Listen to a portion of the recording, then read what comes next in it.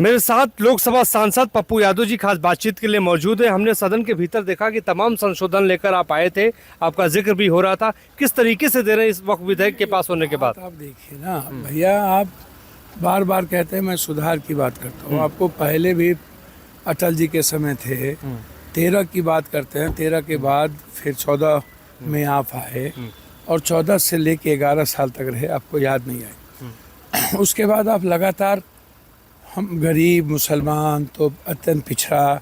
अब हमको एक बात बताइए, ये गरीब मुसलमानों की बात करते हैं, उनके एजुकेशन पर इन्होंने कोई काम किया? उनके इदारा के लिए इन्होंने कोई बिल लाया? IMM किशनगंज के लिए आप स्थिति देखिए क्या किया इन्होंने। स्कॉलर मौलाना स्कॉलर को आप पैसा घटा दिए, मुस्लिम इदारा में आप पैसा घटा दिए, मुस्लिम डेवलपमेंट के लिए आपने पैसा घटा दिया। तो आप मुसलमान के डेवलपमेंट, उसके एजुकेशन, उसके हेल्थ, उसकी बात नहीं करते हैं। आप बात करते हैं शमशान, ईद, बकरीद, जिन्ना, कब्रिस्तान, पाकिस्तान। आप बात करते हैं CA, NRC। आप बात करते हैं तलाक, आप बात करते हैं वक्त। आप हमेशा, आप यदि पुलवामा नहीं हुआ होता तो आप चुनाव जीतते क्या? आप दोबारा आते क्या?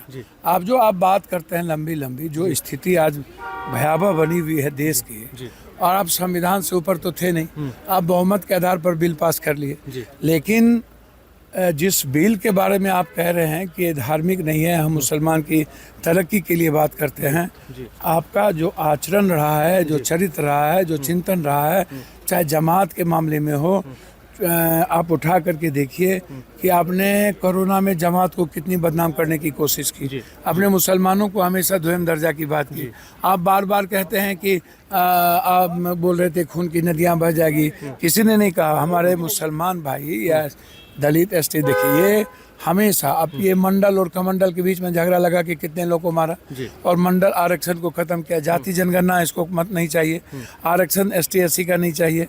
गुरु गोलवलकर ने इनका क्या कहा था कि जो हिंदू छोड़ के जो भी यहाँ लोग हैं उसको हिंदू धर्म मानना ही पड़ेगा।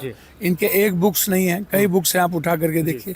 ये क्रिश्चियन के विरोधी तब भी थे, सिख को ये खालिस्तानी कहते हैं। ये क्रिश्चियन के धर्मांत के खिलाफ इन्होंने एक्शन लिया, कभी ये क्रिश्चियन के पक्ष में नहीं रहे। तो ये क्रिश्चियन के विरोध, ये सिख के विरोध, ये आरक्षण के विरोध, ये मंडल के विरोध, ये जाति जनगणना के विरोध, ये EBC के विरोध। अब इनके पास जब कोई मुद्दा नहीं बचा तो सिर्फ एक मुद्दा बचा, हिंदू मुसलमान। तो उसको लेकर के देखा कि कोई मुसलमान डर नहीं रहा। इतने आतंक के बावजूद भी हमारे इतना आतंक और कोई डर, तो आप एक काम करो, इनकी ज़मीन को कब्जा करके डराओ और इसकी ज़मीन के बेच करके सारे पूंजीपतियों को दे दो। तो इनकी जो मनसा है मुसलमान की तरक्की, या नहीं, इनकी मनसा मुसलमान। शाहनवाज एक तो MP थे, MLA थे, उसको भी नहीं रखा। तो न आप एक MLA है, न आप मुसलमान को देते हो, ना आप मुसलमान की इकोनॉमी की बात करते हो। अच्छा, इनको चिंता इस बात की नहीं है।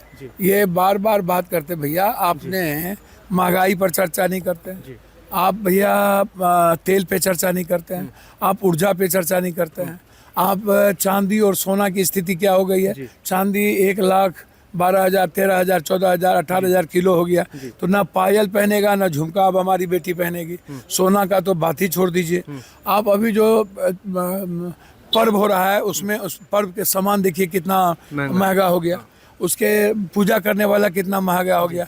आप उसकी चिंता आपको नहीं है, लेकिन मुसलमान के गरीब की चिंता, और गरीब की चिंता नहीं। जिसको आप 85 करोड़ 5 किलो अनाज देते हो उसको बंद कर दो, उसको बदल दो, तो उसकी चिंता आपको नहीं है। आप सब कुछ साहूकारों को दोगे, अदानी अंबानी को दोगे, उस पर कोई चर्चा नहीं करोगे। नोटबंदी में आपको लोगों ने कह दिया कि मुसलमान बैंक में पैसा जमा नहीं करता है। तो आप एक काम करिए, मुसलमान बैंक में पैसा नहीं जमा करता, सूद ब्याज नहीं खाता है, तो आप नोटबंदी लगा दीजिए, मुसलमान का पैसा बर्बाद हो जाएगा। लेकिन अब रास्ता क्या बचता है? आप लोग GST देखिए, अब GST में भी इसकी स्थिति देखिए इन्होंने क्या किया। तो और उसके बाद इनको चिंता इस बात की नहीं है कि कंट्री की बाहर में क्या स्थिति है,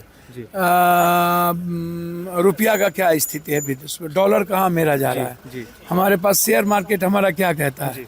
हम इस पर नहीं करेंगे। इनको लेने अमेरिका में कोई मंत्री नहीं आया, उसके लेके बात नहीं करेंगे। इनके डोभाल चले जाएंगे रूस से माफ़ी मांगने, ये कहेंगे यूक्रेन की बात।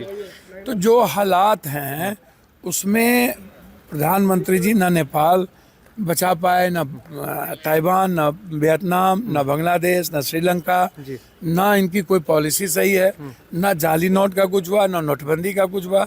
नोटबंदी में 140 हिंदू ही मरे। उसके बाद लोगों को 15 लाख रुपया देने की भी बात नहीं हुई। तो सारे मुद्दे इनके गौन हो गए। बस मुद्दे को डाइवर्ट करने के लिए ये क्या करो, तो फिर कोई मुसलमान के इशू धर लो। तो रास्ता क्या है, कोर्ट वोट जाएंगे? या रास्ता कोर्ट जाने वाले जो लोग हैं वो तो कोर्ट गए ही हैं, कोर्ट जाना भी चाहिए, कोर्ट लोग जाएंगे भी। जब आप संविधान से ऊपर क्लोजर 23, 26 इसको आप देखोगे नहीं, लगातार परेशान करोगे, तो मरता क्या नहीं करता, तो कोई ना कोई तो जाएगा। आप सब कुछ तो नहीं हो, कोई रास्ता तो निकलेगा ही। आप जिस तरीके से एक समुदाय को द्वैम दर्जा देने के लिए कि उनका क्या, उसको आप इस भारत में, हमारे ही भारत में, हमारे पहले तो आप दलित को अछूत किए। और भैया एक बात पूछो, जमींदारों को सबसे पहले जमीन कौन दिया? इस्लाम कब आया? बौद्ध कब आए? और जमींदारी और राजशाही को जमीन कहाँ से मिली? अंग्रेजों की दलाली करने वाले को इतना बड़े बड़े जमींदार किसने बना दिया? मुसलमान तो लिया नहीं था। जब आप दलितों पर हमला कर रहे थे, छूत अछूत को लेके, वहाँ मुसलमान तो था नहीं। तो ये जो हमारा बौद्ध धर्म है, क्या कहता है? अपोधिपो भव। हमारा सनातन कहता है वसुधैव कुटुंब, सर्वधर्म संभव। और तुम कहते हो नहीं कि इसको एक वर्ग, एक समुदाय को इस देश में द्वैम दर्जा दे दो, और उसको द्वैम दर्जा दे करके उसको बिल्कुल ऐसी नागरिकता बना दो कि वह हमारा विरोध न कर सके, उसको कुचल दो। तो ये देश और दुनिया देख रहा है कि आप किस तरह एक धार्मिक आज़ादी को आप समाप्त कर रहे हैं। जहां अल्लाह के लिए सब कुछ था, उसको आप ज़बरदस्ती गलत तरीके से, इसमें ना तो किसी मुसलमान का ज़मीन है, और आप गलत तरीके से कानूनी पहना करके आप उसमें इन्वॉल्व हो रहे हो, तो ये गलत है। इनके एक बुक्स नहीं है, कई बुक्स हैं, आप उठा करके देखिए। ये क्रिश्चियन के विरोधी तब भी थे, सिख को ये खालिस्तानी कहते हैं। ये क्रिश्चियन के धर्मांत के खिलाफ इन्होंने एक्शन लिया, कभी ये क्रिश्चियन के पक्ष में नहीं रहे। तो ये क्रिश्चियन के विरोध, ये सिख के विरोध, ये आरक्षण के विरोध, ये मंडल के विरोध, ये जाति जनगणना के विरोध, ये ईबीसी के विरोध। अब इनके पास जब कोई मुद्दा नहीं बचा, तो सिर्फ एक मुद्दा बचा, हिंदू मुसलमान। तो उसको लेकर के देखा कि कोई मुसलमान डर नहीं रहा। इतने आतंक के बावजूद भी हमारे इतना आतंक, और कोई डर। तो आप एक काम करो, इनकी जमीन को कब्जा करके डराओ, और इसकी जमीन के बेच करके सारे पूंजीपतियों को दे दो। तो इनकी जो मनसा है मुसलमान की तरक्की, या नहीं, इनकी मनसा मुसलमान। शाहनवाज एक तो MP थे, MLA थे, उसको भी नहीं रखा। तो न आप एक MLA है, न आप मुसलमान को देते हो, न आप मुसलमान की इकोनॉमी की बात करते हो। अच्छा, इनको चिंता इस बात की नहीं है। ये बार बार बात करते, भैया आपने महंगाई पर चर्चा नहीं करते हैं, आप भैया तेल पे चर्चा नहीं करते हैं, आप ऊर्जा पे चर्चा नहीं करते हैं, आप चांदी और सोना की स्थिति क्या हो गई है। चांदी 1,12,000, 13,000, 14,000, 18,000 किलो हो गया। तो ना पायल पहनेगा, ना झुमका अब हमारी बेटी पहनेगी। सोना का तो बात ही छोड़ दीजिए। आप अभी जो पर्व हो रहा है, उसमें उस पर्व के सामान देखिए कितना महंगा हो गया, उसके पूजा करने वाला कितना महंगा हो गया। आप उसकी चिंता आपको नहीं है, लेकिन मुसलमान के गरीब की चिंता, और गरीब की चिंता नहीं, जिसको आप 85 करोड़ 5 किलो अनाज देते हो, उसको बंद कर दो। न्यूज नेशन अब व्हाट्सएप पर खबरों की ताजा अपडेट के लिए न्यूज नेशन के इस QR कोड को स्कैन करें।